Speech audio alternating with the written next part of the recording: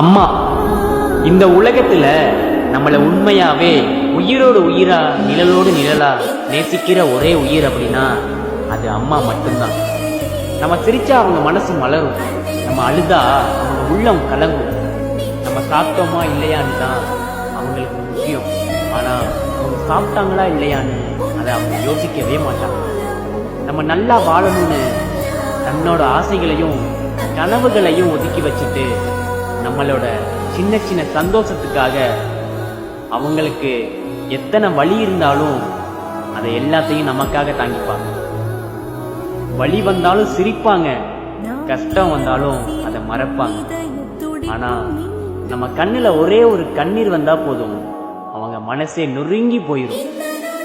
இந்த உலகத்துல எல்லாரும் நம்மளை விட்டு போனாலும் உனக்காக நான் இருக்கேன், நான் இருப்பேன்னு நம்ம கையை பிடிக்கிற ஒரே சொந்தம்னா அது அம்மா மட்டும்தான். அப்புறம் இங்க அம்மாவே வேணான்னு ஒதுக்குற உங்களுக்கும், அம்மா இருந்திருந்தா நல்லா இருக்குமேன்னு ஏங்கி தவிக்கிற உங்களுக்கும் நான் ஒன்னே ஒன்று சொல்லிக்கிறேன்.